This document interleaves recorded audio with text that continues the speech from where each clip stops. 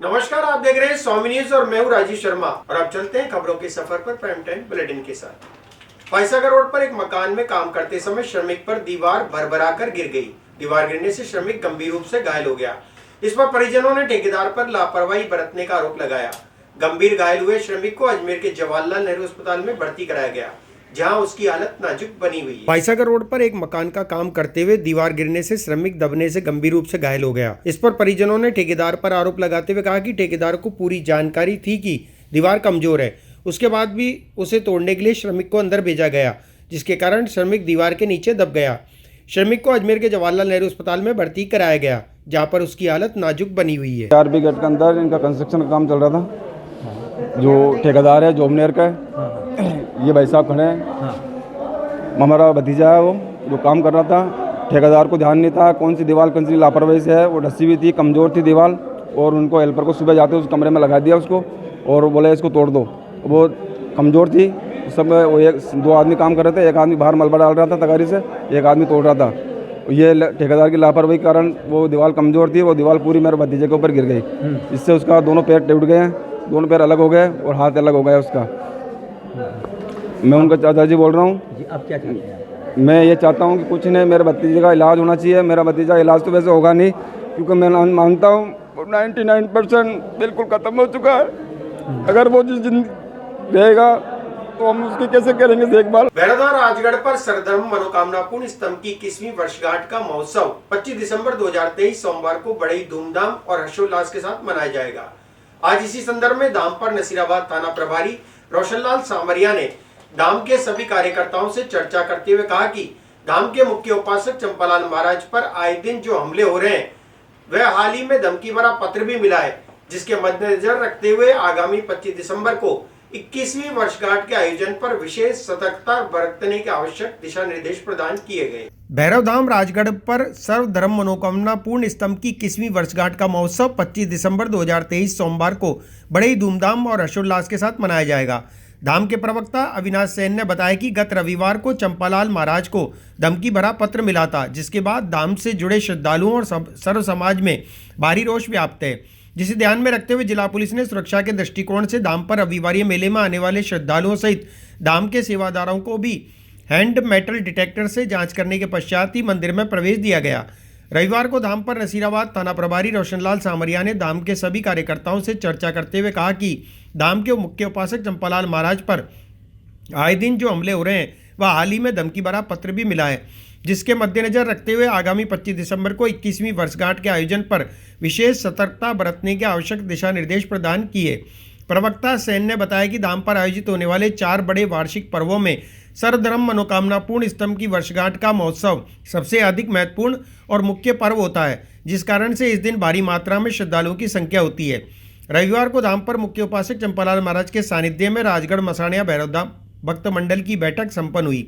महाराज ने बैठक में सर्वधर्म मनोकामना पूर्ण स्तंभ की 21वीं वर्षगांठ की तैयारियों को लेकर चर्चा की, जिसमें महिलाओं और पुरुषों के लिए अलग अलग दर्शन करने की व्यवस्था के लिए अलग अलग बैरिकेडिंग की व्यवस्था करने के निर्देश दिए गए। आज हम सभी आगामी 25 दिसंबर को जो मनोकामना पूर्ण स्तंभ की वर्षगांठ है, उसके सफल आयोजन हेतु आज यहाँ उपस्थित हुए हैं। गुरुदेव जी की अध्यक्षता में सभी कार्यकर्ताओं की मीटिंग आज मसानिया भैरवधाम राजगढ़ पर रखी जा रही है। इस मीटिंग में खास तौर पर सभी प्रकार के निर्णय लिए जा रहे हैं। श्रद्धालुओं को कहाँ बिठाना है, उनकी पार्किंग व्यवस्था कहाँ होगी, उनके जूते की व्यवस्था कहाँ होगी, वो कहाँ से प्रवेश करेंगे, कहाँ से निकलेंगे, उनकी सुरक्षा की क्या व्यवस्था होगी, इस पर चर्चा करने के लिए हम उपस्थित हुए हैं। साथ ही इससे पूर्व प्रशासन की मीटिंग हुई थी। प्रशासन ने कुछ निर्देश हमें दिए हैं कि इन निर्देशों का पालन करते हुए हमें इस मेले को संपन्न करना है, क्योंकि आप सब जानते हैं कि गुरुदेव श्री के बारे में जो संकट उन पर आ रहा है, उसको भी हमें मद्देनज़र रखना है। उन सब बातों को देखते हुए आज की ये मीटिंग यहाँ आप सबके समक्ष रही है।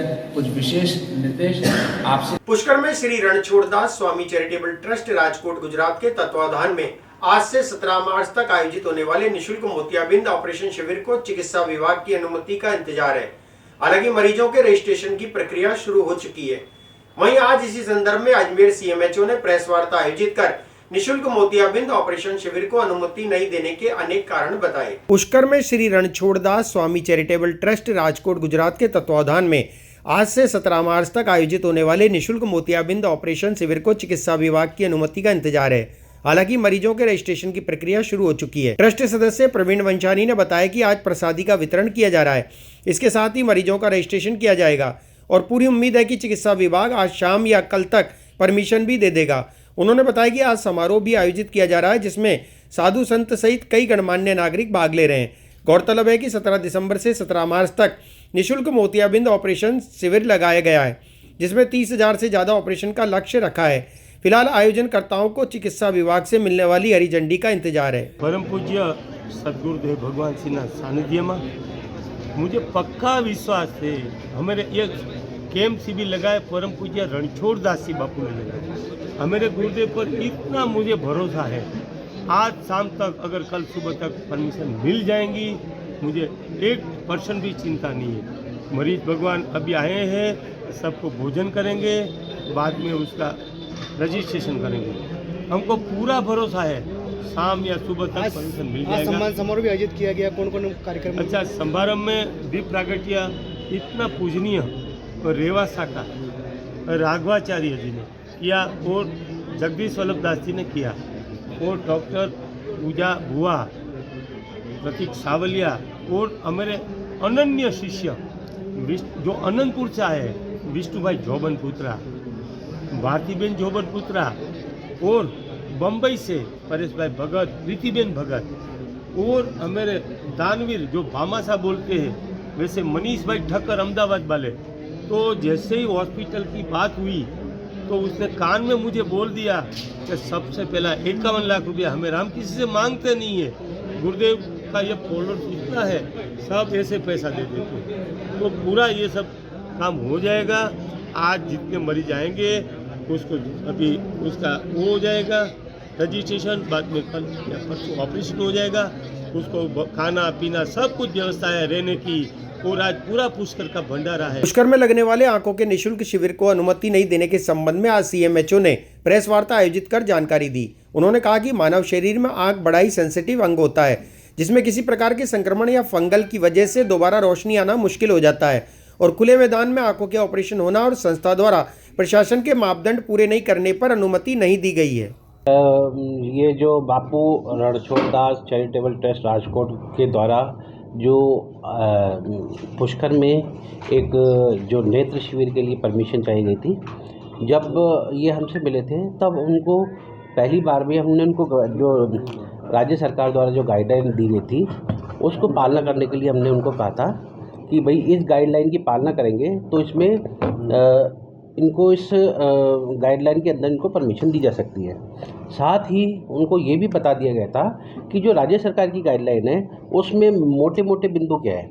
इसमें सबसे इम्पोर्टेंट जो बात है वो यह है कि जो ऑपरेशन करने की अनुमति मिलेगी वो या तो एनजीओ के बेस हॉस्पिटल में मिलेगी या किसी स्टैटिक सेंटर हो जहाँ पर रेगुलर आई के ऑपरेशंस होते हैं, वहाँ पर इसकी अनुमति दी जा सकती है।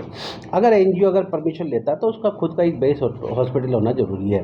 तो ये जो मुख्य बातें हैं इनकी पालना नहीं करने के कारण इनको अनुमति नहीं दी गई।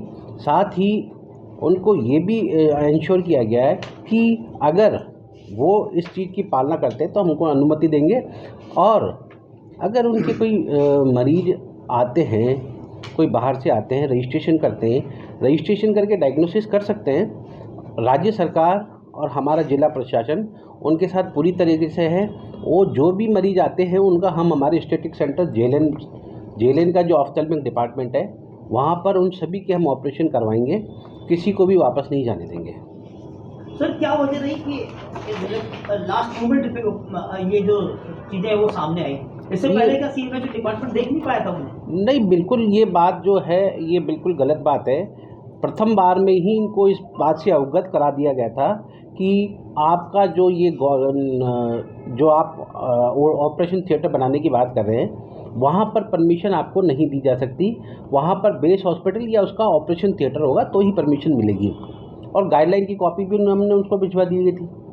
सर उनका ये भी आरोप है प्राइवेट अस्पतालों के दबाव में ये उनको अनुमति नहीं मिली। प्राइवेट हॉस्पिटल्स की जहाँ तक बात है, किसी भी प्राइवेट हॉस्पिटल ने आज तक हमको कोई ज्ञापन भी नहीं दिया, न किसी तरह की एप्लीकेशन दी है। प्राइवेट हॉस्पिटल एसोसिएशन ने भी हमको कुछ नहीं कहा है। प्राइवेट हॉस्पिटल का किसी तरह का कोई दबाव भी हमारे पास नहीं है। ये सारी जो बातें हैं केवल मनगढ़ंत बात है। और जो मुख्य मुद्दा है, जो जिस चीज़ की हम बात करते हैं कि जो मरीज़ है उसकी सुरक्षा और उसकी आंखों की रोशनी की सुरक्षा की हम बात करते हैं, उससे मुद्दे को भटकाया जा रहा है। हम और हमारी पूरा जो जिला प्रशासन चाहता है कि अच्छे ऑपरेशन थिएटर में उनका ऑपरेशन हो और उनको किसी तरह की बाद में परेशानी नहीं झेलनी पड़े। पहले कोई घटना हो चुकी है कुछ ऐसा अजमेर में पहले भी हो चुका है, जिसकी रिकवरी आज तक नहीं पाई है। मार्बल सिटी हॉस्पिटल की बात करें, वो भी प्रकरण हमारे पास है। इसके अलावा ब्यावर में एक बार हो चुका है। ये ऐसी घटना है जिसके कारण राज्य सरकार को जो गाइडलाइन है दोबारा नहीं बनानी पड़ी और उसकी पालना में बिल्कुल स्पष्ट लिखा हुआ है। जैसा भी अपन बिंदुवार अपन डिस्कस भी करेंगे, आप लोगों को हम बताएंगे कि स्टैटिक सेंटर के अलावा किसी भी जगह पर किसी भी कॉस्ट पर अनुमति नहीं दी जा सकती। सर 20 दिन पहले ट्रस्ट की तरफ से एक पत्रकार वार्ता बुलाई गई थी लगभग, और उसमें उन्होंने ये कहा था कि हमारे पास सारे सब कुछ इंतजाम है और हम CMHO डिपार्टमेंट से भी इसकी परमिशन लेंगे, और शायद उन्होंने एप्लीकेशन आपके पास लगाई दी थी। क्या वजह रही कि 20 दिन में डिपार्टमेंट उनकी उस एप्लीकेशन को नहीं देख पाया, या वो निरीक्षण? जहाँ तक अपन बात करते हैं उनके निरीक्षण की या एप्लीकेशन देने की बात, एप्लीकेशन जो दी गई थी केवल एकमात्र एप्लीकेशन थी। उसके साथ जो निर्धारित एनेक्सर 1 में हमको एप्लीकेशन देनी पड़ती है जिसमें उनको पूरी डिटेल देनी पड़ती है। उसके लिए भी हमने उनको लेटर लिखा है कि आप जो निर्धारित फॉर्मेट है उसमें आप एप्लीकेशन दें। उसके बाद आपका पूरा जो नॉर्म्स है उस हिसाब से आपका इंफ्रास्ट्रक्चर क्या होगा, आपके पास कितनी आप ऑपरेशन थिएटर में कितनी टेबल लगा रहे हैं, उसके अगेंस्ट में आपके पास कितने इंस्ट्रूमेंट्स अवेलेबल है, कौन से आपके स्टाफ है, कौन से आपके आई सर्जन है, इसकी सारी डिटेल उसमें दी जाती है। वो नहीं दिया, वो आज तक भी हमको प्राप्त नहीं हुआ। और जहाँ तक अपन बात करते हैं जो टेक्निकल पार्ट है, ये हमारे साथ पोरवाल जी हैं जो ऑफ्थल्मोलॉजी के HOD, वो आपसे डिस्कस करेंगे। इसमें जो कल्चर रिपोर्ट है, हमको OT शुरू करने से पहले कम से कम 21 दिन का उसका ड्यूरेशन होता है, उसकी कल्चर रिपोर्ट हमको लेनी होती है। उसके साथ साथ जो भी स्टाफ है, उन पूरे स्टाफ की हमको ट्रेंड है या नहीं उसकी पूरी लिस्ट चाहिए। जैसा कि हमारी टीम भी विजिट करने गई थी, उस समय तक स्थिति ऐसी थी कि काम भी चल रहा था। उस समय ये उनका कहना था कि आपकी विजिट जल्दी हो गई, आपको शनिवार को आना चाहिए। अगर शनिवार को हम करते हैं तो उसका निरीक्षण नहीं हो पाता, जबकि स्थिति ये है कि 7 दिन पहले सारे जो स्टाफ है उसकी लिस्ट ऑफ सर्जन्स की लिस्ट हमारे पास होनी चाहिए, वो ट्रेन है या नहीं है। बात उसकी करें बायोमेडिकल उसकी। देखिए, सबसे पहले तो मैं आप लोग को ये बोलना चाहूँगा कि आँखें सबसे ज़्यादा सेंसिटिव ऑर्गन है हमारे आँख का, और हम सबसे ज़्यादा संक्रमण जो देखते हैं वो आँख में देखते हैं। आँखों के ऑपरेशन के बाद ज्योति वापस पाना असंभव होता है। जीवन भर के लिए मरीज के ऊपर एक बहुत बड़ा काला धब्बा लग जाता है। आँखों का जब संक्रमण हो जाता है तो उसको रोक पाना किसी के बस की बात नहीं है। हमने 2016 में ऐसे 2 कांड देखे थे जब ब्यावर में हमारे करीबन 30 मरीजों की आंखें निकालनी पड़ी थी। हमने अभी यहाँ पे अपने किशनगढ़ में हॉस्पिटल था, वहाँ पे भी देखा कि हमारे कितने मरीजों की आंखें चली गई थी। हमने सूरतगढ़ कैंप हुआ था 2015-14 में, तब भी हमने देखा कि कई मरीजों की हमें आंखें निकालनी पड़ी। उसी के बाद 2016 में हमारी आंखों के 3 बड़े सबसे बड़े डॉक्टर्स की विशेषज्ञ टीम जो डॉक्टर PK माथुर की कमेटी थी, उसने एक कमेटी ने ये 15 सुझाव दिए थे और उन 15 सुझावों को हम देखने पुष्कर गए थे। उन 15 सुझावों में से जो भी होने चाहिए वो कोई भी उस मापदंड पे नहीं हो पा रहे थे। सबसे पहला तो है एक स्टैटिक सेंटर होना। स्टैटिक सेंटर वो होता है जहाँ पे नियमित रूप से आंखों के ऑपरेशन हो रहे हैं। दूसरा, उस ओटी में कम से कम 21 दिन पहले कल्चर सेंसिटिविटी रिपोर्ट आ जानी चाहिए, जिसमें 3 कंसेक्यूटिव टाइम उसका कल्चर रिपोर्ट नेगेटिव आनी चाहिए। सबसे ज़्यादा संक्रमण आजकल बैक्टीरिया से नहीं होता है, फंगल से होता है। फंगल कल्चर हम 21 दिन पहले तो रिपोर्ट ही नहीं मिलेगी तो हम उसको कैसे हाँ कर देंगे। तीसरी चीज़, ना तो हमारे पास उन्होंने कोई डॉक्टर्स का पैरामीटर दिया, ना हमारे को उन्होंने कोई स्टाफ का पैरामीटर दिया, ना हमारे को उन्होंने बायोमेडिकल वेस्ट का कोई पैरामीटर दिया, ना हमारे मरीजों के कोई फायर सेफ्टी का पैरामीटर दिया। हमारे सारे मरीजों को अगर वो रोक रखते हैं तो वो खुले एक मैदान में जहाँ खाटें लगाई जाती है उन खाटों पे लेटाया जाएगा, जबकि 3 दिन मरीजों को ऑपरेशन के बाद भी रखना होता है। उनका कोई किसी तरह का कोई प्लान या वो नहीं है। हमने उनको ये कहा है और आप सबसे भी निवेदन करते हैं, हमारे पास इतने अच्छे अच्छे अस्पताल हैं, जेएलएन है, सेटेलाइट है, सरकारी अस्पताल है, जहाँ पे निःशुल्क सुविधा जब ऑलरेडी हमारे मिल रही है तो वहाँ पे मरीज हमारे स्क्रीन करें। हम उनके साथ स्क्रीनिंग करने को तैयार हैं। हम उन मरीजों को जेएलएन या सेटेलाइट लाना चाहते हैं और उन मरीजों की जो भी सेवा हम सारी बहुत अच्छी जैसी वो चाहेंगे वैसी हम निःशुल्क सेवा वहाँ कर सकते हैं। हमारे थिएटर में भी हम रोज़ स्टरलाइजेशन कराते हैं। मैं रोज़ जब 2:30-3 बजे जाता हूं तो सबसे पहले ये देखता हूं कि ओटी में संक्रमण तो नहीं है। अगर ओटी में संक्रमण है तो फिर हम ओटी रोक देते हैं। याद करिए, हमारे बीच में 1 महीने तक हमने ओटी रोका था और हमने हमारे सारे ऑपरेशन सेटेलाइट में कराए थे डॉक्टर प्रदीप भार्गव साहब के साथ। तो ये बहुत सेंसिटिव इशू है और जितने भी मापदंड सरकार के नियमित है उनमें से वो कहीं पे भी उसको फॉलो नहीं कर पा रहे हैं। मरीजों की आँखों का सब अच्छा होता पर कुछ ख़राब हो जाता तो हम कैसे अपने आप को माफ़ कर पाते। सर, लगातार ये भी आरोप लग रहे हैं कि बताता हूँ, अभी सरवाड़ में सरकार की तरफ से ब्लाइंडनेस सोसाइटी, सीएमएचओ साहब और डायरेक्टर की तरफ से camp, mega camp, mobile camp लगा है। वहाँ पे 400 मरीजों को चिन्हित किया गया है। कल अजमेर के विजयलक्ष्मी पार्क में आज समर्थ महिला सम्मेलन, महिला समन्वय अजय मेरू का आयोजन किया गया। सम्मेलन की संयोजिका ने जानकारी देते हुए बताया कि जिले भर की हजारों महिलाएं आज इस सम्मेलन में उपस्थित हुई। उन्होंने बताया कि विभिन्न सत्रों के माध्यम से महिलाओं में जागृति लाने का और उनकी समस्या सुनने के लिए आज महिला पदाधिकारियों का उद्बोधन रहा। अजमेर के विजयलक्ष्मी पार्क में आज समर्थ महिला सम्मेलन, महिला समन्वय अजय मेरू का आयोजन किया गया। सम्मेलन की संयोजक अलका गौड़ ने जानकारी देते हुए बताया कि जिले भर की समस्त महिला आज के सम्मेलन में उपस्थित हुई।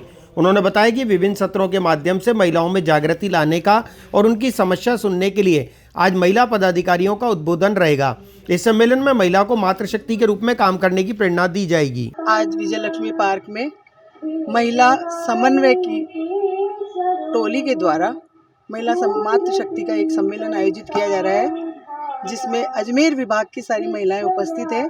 3 जिले, ब्यावर जिला, अजमेर महानगर और अजमेर जिला, जिसके अंदर पूरे ग्रामीण से महिलाएं यहाँ पधारी हैं। 2500 से 3000 की संख्या महिलाओं की रहने वाली है और इसके अंतर्गत विभिन्न सत्रों के माध्यम से महिलाओं में जागृति लाने का, उनकी समस्याएं सुनने का और विशेष क्षेत्रों में कार्य करने वाली महिलाओं का उद्बोधन रहेगा। और इसके यहाँ पर अल्पाहार, भोजन सभी की व्यवस्था। इसमें चीफ गेस्ट कौन कौन आए आज? प्रीति जी हैं, प्रमीला दीदी हैं एवं हमारे यहाँ पर मनीषी जी हैं हमारी प्रांत की, और विभिन्न क्षेत्रों में अधिकारीगण हैं, ये सभी यहाँ पर पधारे। मैम, उद्देश्य क्या है इसको लेकर महिला को इकट्ठा करना? यहाँ इस महिला समन्वय हमारे पूरे भारतवर्ष के अंदर हो रहे हैं और विभाग से हो रहे हैं। कईयों के हो चुके हैं, 13-14 विभागों के हो चुके हैं। हमारा आज है और कोटा में भी आज यह विभाग सम्मेलन है। इसका उद्देश्य महिलाओं में जागृति लाना एवं उनकी समस्याएं सुनना और उनमें एक उत्साहवर्धन रहे, तो उन्हें भी लगे कि हमारा कोई वजूद है और हमको विभिन्न क्षेत्रों में कार्य करना है। कहीं वह पिछड़ जाती हैं तो उनको आगे लाना और कोई असहयोगी या किसी प्रकार से प्रताड़ित है तो उनका सहयोग करना। श्री गुरु तेग बहादुर साहिब जी के 2 दिवसीय गुरुमत समागम कार्यक्रम का आज समापन किया गया। 2 दिवसीय चले इस कार्यक्रम के आज अंतिम दिन प्रातःकाल 3:45 से 5:30 बजे तक अमृत वेला कार्यक्रम का आयोजन किया गया। इसके बाद दिन में दीवान सजाया गया। उसके पश्चात समस्त श्रद्धालुओं के लिए लंगर बरपाया गया। श्री गुरु तेग बहादुर साहिब जी के 2 दिवसीय गुरुमत समागम कार्यक्रम का आज समापन किया गया। 2 दिवसीय चले इस कार्यक्रम के आज अंतिम दिन प्रातःकाल 3:45 से 5:30 तक अमृत वेला कार्यक्रम का आयोजन किया गया, जिसमें भाई तेजिंदर सिंह जी जोश गुरुवाणी व्रत कथा द्वारा संगत को निहाल किया गया। अमृत वेला गुरुमत समागम के उपरांत नाश्ते की व्यवस्था की गई। इसके बाद विशेष कीर्तन दरबार दिन में 11:45 से 2 बजे तक सजाया गया। इसमें भाई जगजीत सिंह और तेजिंदर सिंह जोश द्वारा कीर्तन कर निहाल किया गया। इसके बाद श्रद्धालुओं के लिए लंगर बरपाया गया। वाहिगुरु जी की फतेह। तेग बहादुर के चलत पयो जगत को सोग, है सब जग पयो, जय जय जय सुरलोक। हिंद की चादर नौवें पातशाह धन धन श्री गुरु तेग बहादुर साहब जी महाराज जी का आज शहीदी गुरुपुरब है। इस शहीदी गुरुपुरब को मुख्य रखते हुए गुरुद्वारा प्रबंधक कमेटी धौलावाटा द्वारा अजमेर की समूह साध संगत के सहयोग से 2 दिवसीय कीर्तन दीवान आरंभे गए हैं। सो कल से कीर्तन दरबार आरंभ हुए हैं। आज कीर्तन दरबार की आरंभता हजूरी रागी भाई जगजीत सिंह जी नूरी द्वारा की गई। तिलक जंजू राखा प्रभ तांका, कीनो वडो कलू मैं साका, इस शब्द राही संगत को निहाल किया।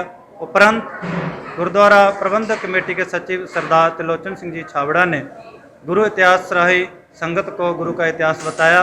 उसके उपरांत बाहर से आए हुए रागी जथा भाई साहब भाई तेजिंदर सिंह जी जोश लुधियाना वाले, जिन्होंने संगत को कथा कीर्तन राही निहाल किया।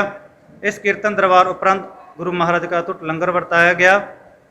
आपका नाम? राजस्थान पेंशनर समाज जिला शाखा अजमेर द्वारा आज अजमेर में पेंशनर दिवस मनाया गया। इस कार्यक्रम में 12 उप इकाइयों के अध्यक्षों ने भाग लिया। इसके अलावा 2 भामाशाहों सहित LIC के द्वारा भी सहभागिता निभाई गई। कार्यक्रम में पेंशनर समाज से जुड़ी पुस्तिका का भी विमोचन किया गया। राजस्थान पेंशनर समाज जिला शाखा अजमेर द्वारा आज अजमेर में पेंशनर्स दिवस मनाया गया। इस कार्यक्रम में 12 उप इकाइयों के अध्यक्षों ने भाग लिया। इसके अलावा 2 भामाशाहों सहित LIC के द्वारा भी सहभागिता निभाई गई।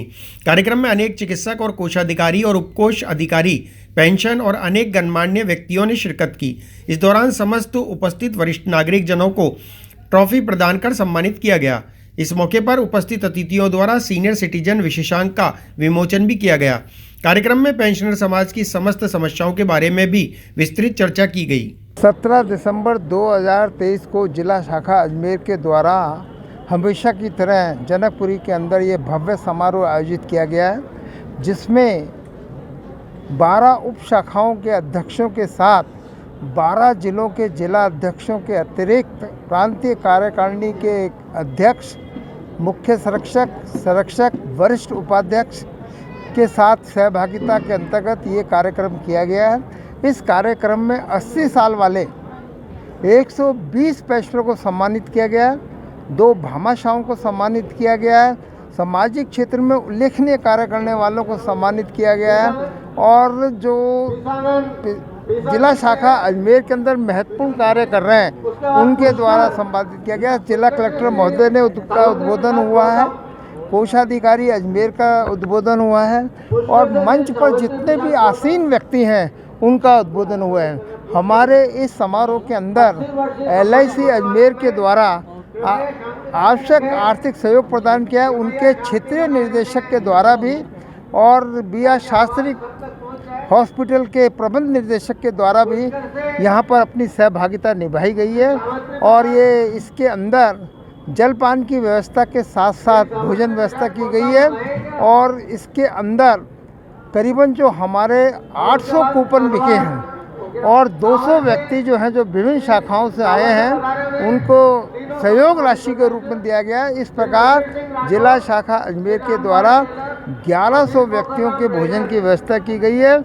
आईना पत्रिका अंक 11 वर्ष 2023 जो कि सीनियर नागरिक विशेषांक है उसका विमोचन कराया गया, जिसके अंदर सीनियर सिटीजन से रिलेटेड सारी बातों को सम्मिलित किया गया। आज की मुख्य अतिथि कौन कौन आए थे? आज की मुख्य अतिथि डॉक्टर भारती दीक्षित, जिला कलेक्टर अजमेर, अध्यक्षता शंकर मनोहर जी के द्वारा की गई है और कोषाधिकारी प्रतिभा चुड़ावत जी के द्वारा, हमारी ATO वो भी आई हैं, SP मोगा जी का भी आना है और इसके अतिरिक्त विभिन्न जिलों के जिला अध्यक्ष विशिष्ट अतिथि के रूप में यहाँ पर पधारे हैं और उन्होंने अपनी सहभागिता निभाई है। कार्यक्रम कहाँ पे किस जगह चल रहा है? ये कार्यक्रम जनकपुरी के अंदर चल रहा है और जनकपुरी जो है यहाँ पर ही हमारे द्वारा ये कार्यक्रम आयोजित किया जाता है। ये जगह सबको परिचित है इससे, इसलिए जो भी हमारे बाहर के अतिथि आते हैं वो सुविधापूर्वक यहाँ पर प्रवेश कर लेते हैं और बाकी महिला अभियांत्रिकी महाविद्यालय अजमेर में दिनांक 15 और 16 दिसंबर को वार्षिक उत्सव एपिस्टेमिको 2K23 का आयोजन किया गया था। शनिवार को प्रातःकाल से ही विभिन्न प्रकार की प्रतियोगिताओं का आयोजन किया गया। इसी क्रम में सायंकाल में विभिन्न प्रकार के सांस्कृतिक कार्यक्रम का भी आयोजन किया गया। महिला अभियांत्रिकी महाविद्यालय अजमेर में 15 और 16 दिसंबर को वार्षिक उत्सव एपिस्टेमिको 2K23 का आयोजन किया गया। 16 दिसंबर को प्रातःकाल से ही विभिन्न प्रकार की प्रतियोगिताओं का आयोजन किया गया। इसी क्रम में सायंकाल में विभिन्न प्रकार के सांस्कृतिक कार्यक्रम भी आयोजित किए गए। कार्यक्रम में मुख्य अतिथि बीकानेर तकनीकी विश्वविद्यालय के माननीय कुलपति प्रोफेसर अम्बरीश शरण विद्यार्थी रहे।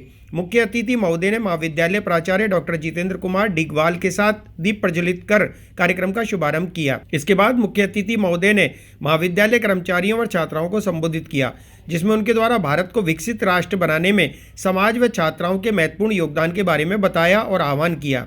छात्रा अनन्या हिमांशी चौहान व नम्रता द्वारा गणेश वंदना से कार्यक्रम की शुरुआत की गई। इस अवसर पर महाविद्यालय में विभिन्न प्रकार की प्रतियोगिता और कार्यक्रम का आयोजन किया गया, जिसमें मुख्य रूप से फ्रोलिक मूवर्स द्वारा थिएटर शिव शक्ति पर अपनी शानदार प्रस्तुति से सबका मन मोह लिया, जिसे मुख्य अतिथि द्वारा भी खूब सराहा गया। एक और थिएटर कार्यक्रम नारी शक्ति समूह द्वारा कन्या भ्रूण हत्या पर रहा। चतुर्थ वर्ष की छात्रा रूपक सक्सेना द्वारा सिंथेसाइजर वाद्ययंत्र पर अपनी मंत्रमुग्ध प्रस्तुति देकर सबको झूमने पर मजबूर कर दिया। सकल जैन समाज द्वारा तीर्थ बचाओ धर्म बचाओ देशव्यापी आंदोलन के तहत गिरनार क्षेत्र की रक्षा के लिए प्रदर्शन किया गया। आज इसी के तहत जैन समाज द्वारा सामूहिक उपवास रखकर एक दिन का धरना दिया गया। इस संबंध में जैन समाज के पदाधिकारियों ने बताया कि उनके तीर्थ स्थान पर असामाजिक तत्वों द्वारा कब्जे किए जा रहे हैं। उन्होंने कहा कि इस घटना को लेकर समस्त जैन समाज में भारी आक्रोश है। जैन समाज द्वारा तीर्थ बचाओ धर्म बचाओ देशव्यापी आंदोलन के तहत गिरनार क्षेत्र की रक्षा के लिए आंदोलन किया जा रहा है। आज इसी के तहत जैन समाज द्वारा सामूहिक उपवास रखकर एक दिन का धरना दिया गया। इस संबंध में सकल जैन समाज के पदाधिकारियों ने जानकारी देते हुए बताया कि पूरे देश भर में जैन समाज का आंदोलन किया जा रहा है। उन्होंने बताया कि उनके तीर्थ स्थान पर असामाजिक तत्वों द्वारा कब्जे किए जा रहे हैं। उन्होंने कहा कि इस घटना को लेकर समस्त जैन समाज में भारी आक्रोश है। दिसंबर को पूरे भारतवर्ष में सकल दिगंबर श्वेतांबर जैन समाज एकत्रित होकर हमारे तीर्थ क्षेत्र जो गिरनार जी हैं, संबेश शिखर जी हैं, पालीताना है आदि आदि पर शत्रुंजय में अवैध कब्जे हो रहे हैं, जिनको लेकर के सारे समाज में बहुत रोष है कि हमारे इन सिद्ध क्षेत्रों पर कब्जा करके आखिर दुनिया के जो असामाजिक तत्व क्या मैसेज देना चाहते हैं। हम प्रधानमंत्री राष्ट्रपति महोदय के माध्यम से पूरे देश को संदेश देना चाहते हैं कि दिगंबर जैन समाज श्वेतांबर जैन समाज एक संपूर्ण समाज शांतिपूर्ण जीवन यापन करने वाला समाज है। इसके सिद्ध क्षेत्रों पर जहाँ की इनकी आस्था विशेष है, जहाँ से इनके तीर्थंकर और मुनि आदि मोक्ष गए हैं, ऐसे सिद्ध क्षेत्रों पर कब्जा कर के हमें क्या शिक्षा देना चाहते हैं। हम सभी से भावना रखते हैं कि पूरा भारत देश लोकतंत्रात्मक है और यहाँ पर धर्मनिरपेक्ष राज्य है। ऐसे राज्य देश में यदि जैन समाज अल्पसंख्यक है, उसके साथ ये नाइंसाफ़ी ना हो और साथ ही साथ हमारे जो क्षेत्रों पर अवैध कब्जे किए गए हैं उन्हें मुक्त किया जाए। आज 17 दिसंबर को पूरे भारतवर्ष में खासकर दिल्ली में रामलीला मैदान में विशेष बड़ा आयोजन किया गया है, जिसके माध्यम से हम सरकार को और देश के प्रत्येक व्यक्तियों को जागरूक करके बताना चाहते हैं कि जैन समाज के लिए, हमारे हित के लिए हम लड़ना भी जानते हैं और संघर्ष करना भी जानते हैं। इसलिए हमारे इन क्षेत्रों को उन असामाजिक तत्वों से मुक्त कराया जाए, जिससे कि हम शांतिपूर्ण जीवन जीने वाला जैन समाज है वह शांतिपूर्ण जीवन जिए और देश के लिए सर्वाधिक योगदान देने वाला करदाता जैन समाज है। ऐसे जैन समाज को आप यदि नेग्लेक्ट करते हैं, उन्हें किसी प्रकार से प्रताड़ित किया जाता है तो ये अच्छी बात नहीं है। हम समस्त सरकार को, राजस्थान सरकार, मध्य प्रदेश सरकार, भारत के जितने भी राज्य हैं, समस्त राज्यों की सरकारों के माध्यम से ये आवाज़ उठाना चाहते हैं कि हमारे जहाँ जहाँ क्षेत्रों पर कब्जे किए गए हैं। आज संपूर्ण भारतवर्ष में जैन तीर्थों की सुरक्षा हेतु एक सर्वव्यापी आंदोलन शुरू हुआ है, जिसके अंदर हमारे जितने भी तीर्थ क्षेत्र हैं, जो शाश्वत तीर्थ क्षेत्र हैं, वहाँ पर असामाजिक तत्वों के द्वारा जो अतिक्रमण किया जा रहा है। और सबसे बड़ी विडंबना ये है कि जो हमारे जैन धर्मावलंबी दर्शन करने जाते हैं तो उनके साथ में अमानवीय व्यवहार वहाँ पर होता है। तो उसी क्रम में हमारे साधु संतों, आचार्यों, मुनियों की प्रेरणा से आज दिल्ली के अंदर लाल किला के मैदान से एक राष्ट्रीय आंदोलन का शुरुआत हुई है। उसी क्रम में आज अजमेर जैन समाज के द्वारा यहाँ पर गांधी भवन स्थित पर एक सामूहिक उपवास का कार्यक्रम रखा गया है और जिसके तहत हम पाजपुरा सकल जैन समाज उपवास पे रहेगा और 3 घंटे का एक विरोध प्रदर्शन यहाँ से किया जा रहा है और समाज से सरकार से ये मांग हम लोग करते हैं कि हमारी सिर्फ तीर्थ क्षेत्रों की सुरक्षा का पुख्ता इंतजाम किया जाए, क्योंकि वो हमारी धार्मिक आस्था का केंद्र होता है। और पूरे देश के अंदर कई रैलियों कई प्रदर्शन के माध्यम से आज ये कार्यक्रम हो रहा है और इसी क्रम में आज यहाँ है और कल हम लोग एक शिष्टमंडल जाकर संपूर्ण भारतवर्ष के अंदर विरोध प्रदर्शन हो रहा है कि जिस तरह आए दिन हमारे तीर्थों के ऊपर असामाजिक तत्वों द्वारा कहीं ना कहीं हमारी भावनाओं को ठेस पहुंचाई जा रही है और कहीं कब्जे किए जा रहे हैं और कहीं जो है हमारे जो आदर्श हैं, हमारे धर्म के जो रक्षक हैं, हमारे धर्म के जो जिनके पीछे हमारा जैन धर्म चल रहा है, हमारे सिद्ध परमेष्ठी हैं, उन क्षेत्रों के ऊपर जो है उन्होंने अतिक्रमण करके और उनको हथियाने का जो प्रयास कर रहे हैं, उसके विरोध में मुख्यतः अभी जैसे चाहे हमारा संबेशिखर जी का मैटर था, चाहे हमारे अभी प्रेजेंट में गिरनार जी का मैटर चल रहा है, चाहे पाली थाना का मैटर चल रहा है, सब जगह उन असामाजिक तत्वों ने जो है कब्जा करके और उन क्षेत्रों पे जो है अपना एकाधिकार जमाना चाह रहे हैं। उसके विरोध में संपूर्ण भारत के अंदर जो है जैन समाज द्वारा आज विरोध प्रदर्शन है, जिसके तहत दिल्ली के अंदर रामलीला मैदान के अंदर हमारे जैन समाज के लोग एकत्रित हुए हैं और हमने हमारे क्षेत्र वाइज भी जो है हमने इस कार्यक्रम को रखा है। आज समस्त जैन समाज द्वारा उपवास रखा गया है और 3 घंटे का हमने यहाँ प्रदर्शन रखा है कि 3 घंटे हमें विरोध स्वरूप बैठे हैं कि सरकार आप जो है चेत के हम लोगों की सुरक्षा प्रदान करना। इस देश के अंदर जो है जैन समाज के लोग जितने सादगी से और जितना देश के अंदर उनका सहयोग है, उस सहयोग को देखते हुए जैन समाज की बिल्कुल सुरक्षा जो है सरकार द्वारा नहीं की जा रही है, उनके क्षेत्रों की सुरक्षा नहीं की जा रही है।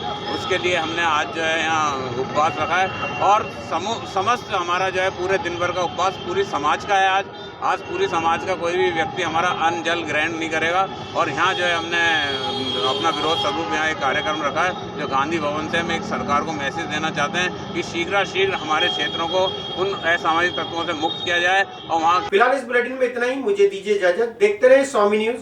जय हिंद, जय भारत।